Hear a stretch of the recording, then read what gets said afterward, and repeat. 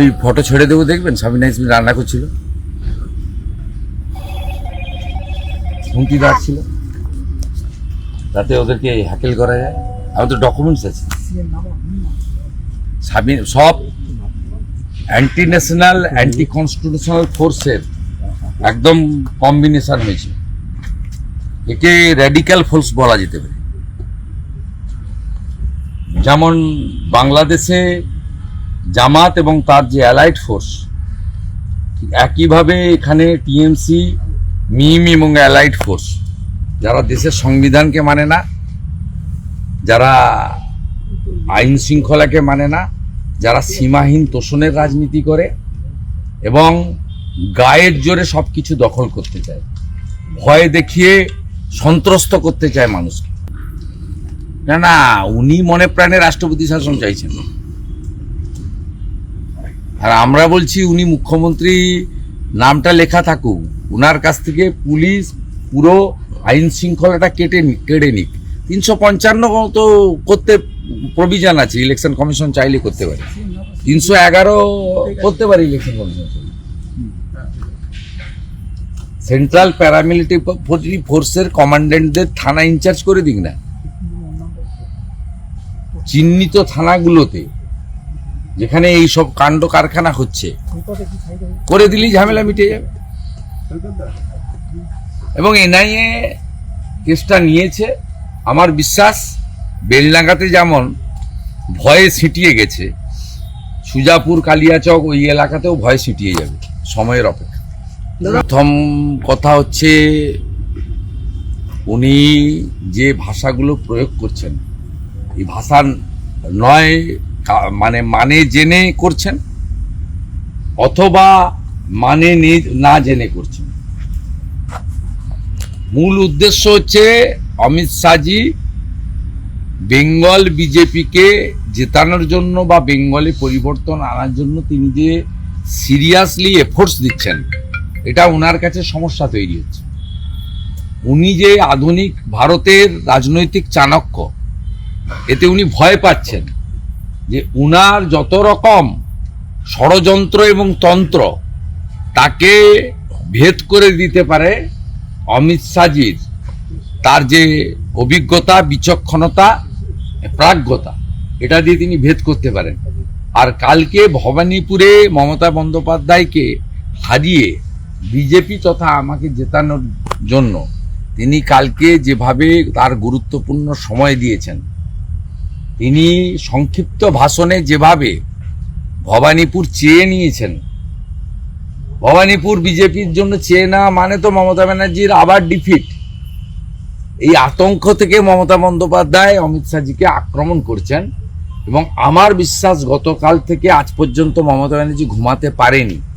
শুধু অমিত শাহকেই স্বপ্নে দেখছেন আর বিড়বিড় করছেন, কারণ অমিত শাহজি বলেছেন যে 15 দিন আমি বাংলাতে থাকবো। যন্ত্রণার নামটা অমিত শাহজি, এটাই কারণ, আর অন্য কোনো কারণ। কৈফিয়ত করে কি হবে? ওদেরকে সরিয়ে দেওয়া উচিত। পুলিশ একদম সোজা হয়নি, ডিসিরা সবচেয়ে অপকর্ম করছে। এখনো রাজীব কুমার, শান্তনু সিনহা বিশ্বাসদের কথা চলছে, এখনো রূপেশ কুমার, মনোজ বার্মা, বিনীত গোয়েলদের মতো টেন্টেড পুলিশ অফিসার তারা নিয়ন্ত্রণ করছেন।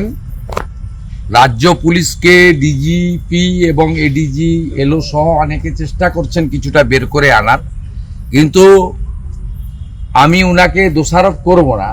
কিন্তু আমার কোথাও মনে হয়েছে অজয় নান্দার মতো একজন সিনিয়র পুলিশ অফিসার, যার উপর ইলেকশন কমিশন আস্থা রেখেছেন, তিনি কোথাও না কোথাও সমঝোতা করে চলার চেষ্টা করছেন। এই সমঝোতা করতে যাওয়ারই কাল ফল হাতে নাতে পেয়েছেন। বা আপনারা জানেন না, ভবানীপুরের বিজেপির একাধিক কার্যকর্তাকে 117 নোটিশ দিয়েছে। বিভিন্ন এরা এগুলো করছে, কিন্তু আমাদের লোকরা ভয় পাওয়ার ব্যাপার নেই। আর আমি তো ছেড়ে দেওয়ার পাত্র, আমি খুব লফুল্লি ইলেকশন কমিশনের রুলস এবং তাদের যে ডাইরেকশন গাইডলাইন মেনে আমি কিন্তু এখানে প্রতিটা ইঞ্চিতে ইঞ্চিতে লড়বো। আপনি 29 তারিখ ভোটের দিনও দেখবেন আমাকে, 4 তারিখ গণনার দিনও দেখবেন, মানুষ যা করবে সেটা মেনে নিতে সকলকে হবে। আমি অন্যভাবে যে নির্বাচন মমতা ব্যানার্জি এতদিন করে এসছে সেটা আমি পশ্চিমবাংলায় তো করতে দেবই না, ভবানীপুরেও করতে দেব। লোকাল নেতৃত্ব, লোকাল প্রার্থী তারা যেটা করবেন তারাই সিদ্ধান্ত নেবেন। এ বিষয়ে আমার আলাদা করে মন্তব্য নেই।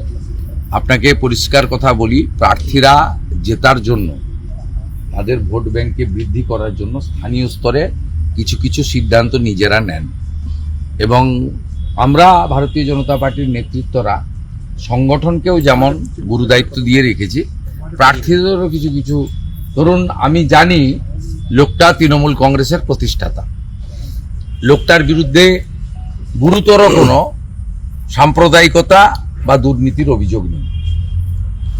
সেই লোকটাকে তৃণমূল কংগ্রেস ছেঁটে দিয়েছে, বসিয়ে দিয়েছে ভবানীপুরের বাসিন্দা।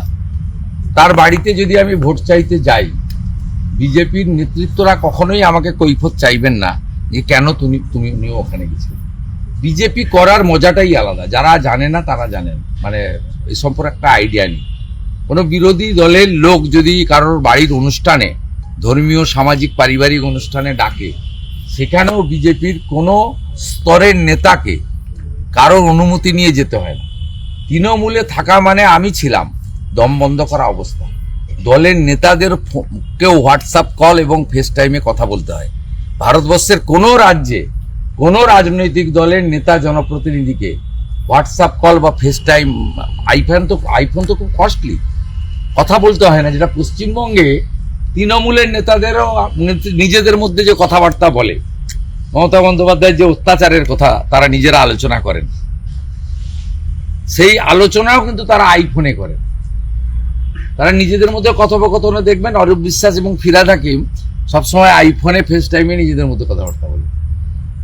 এটা তো দুটো উদাহরণ দিলাম, এটা সবার এক্সেপশন সুব্রত বক্সি, তিনি ছোট ফোন এখনো ব্যবহার করেন, সেই জন্য উনি ঘাড় ধাক্কা খেয়েছেন।